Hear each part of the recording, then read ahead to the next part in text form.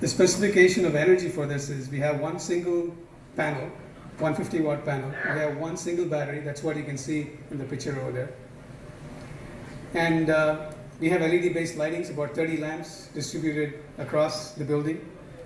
And we have DC adapters for our laptops and mobile phones.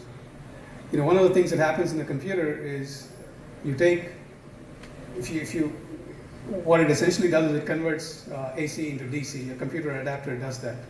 If you already have a source of DC power, which is what solar panels provide, there's no need to convert it into AC and then reconvert it into DC.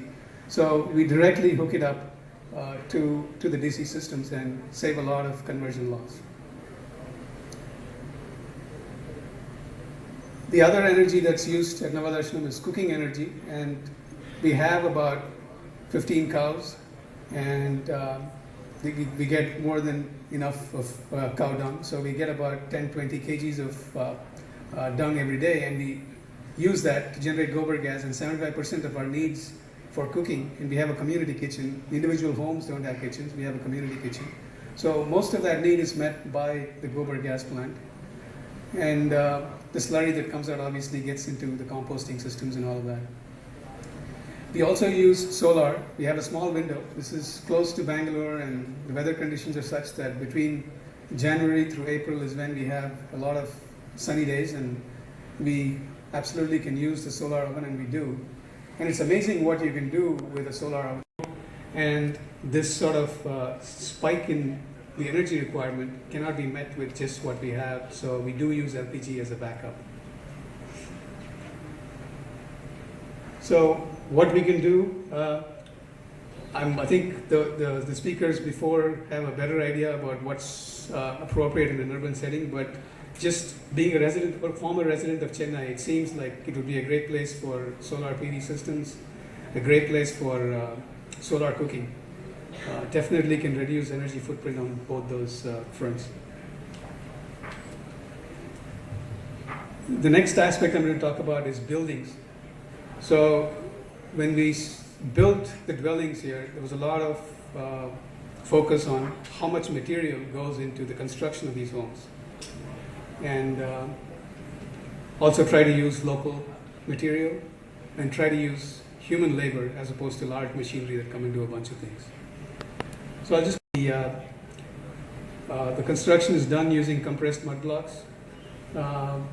We have whatever mud we excavate from the foundation.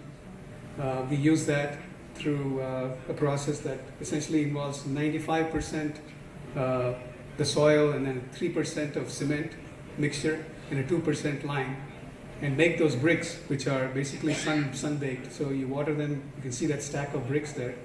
So we just sun bake them.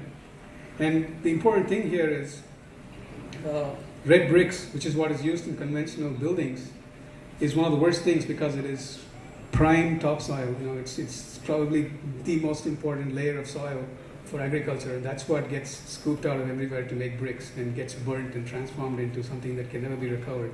So, and this is being tested. I think Auroville has pioneered so many initiatives here that the tensile strength of these bricks, you know, is beyond question, and it serves the purpose very well. So I'll just quickly run through these buildings process here. So we mix the mud. There is this machine that's sort of a hand-cranked compressor. You just put the mud in there and then hand crank it, and you lay the bricks there. You sort of cure it with water and let it sun bake, and you have really strong bricks. And that mud just came out of the foundation. The other thing is, by design, we try and allow as much light and airflow as possible.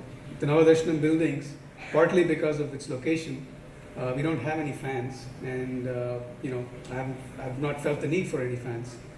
And a large reason for that is there's a lot of airflow. The designs are such that the buildings are very airy, and because we're on solar light, we try to use as much natural light as possible.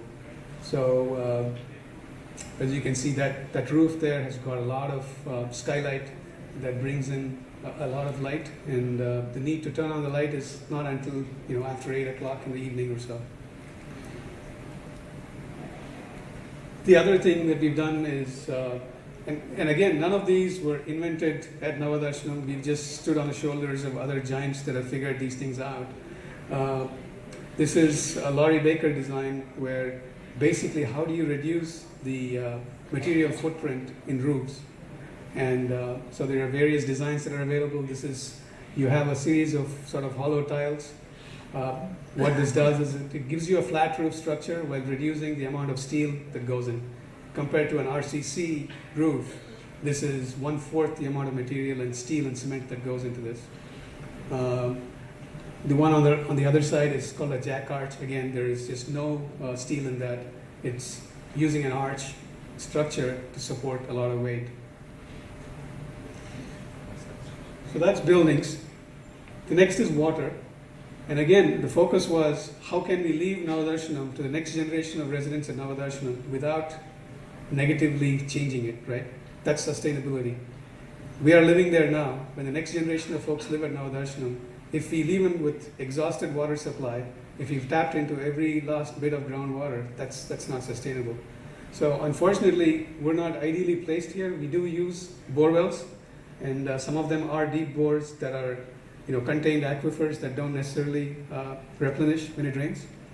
So we have now embarked on a fairly large rainwater harvesting whereby we live entirely on rain and groundwater and do not tap into the aquifers and use bore wells. And our sort of consumption, we've got it down to about 50 liters per person, which is itself in a sort of a rural community pretty high, and we may reduce that even further. And it's important to mention we do not have any public water supply connections into Navadarshanam. So those are we've sort of fabricated our own rainwater filters. So all the runoff from all the roofs, that's enough to give us about 300,000 liters. And we've started to capture all of that, except the rains haven't come this year, but hopefully they will.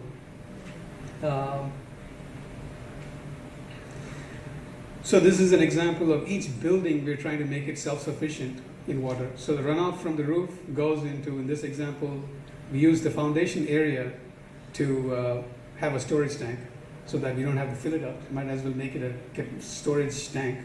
So that's that storage tank there. And what we have there is a hand pump that's able to pump the water to an overhead tank. And this is a company that makes these force lift pumps that's able to pump the water up into an overhead tank.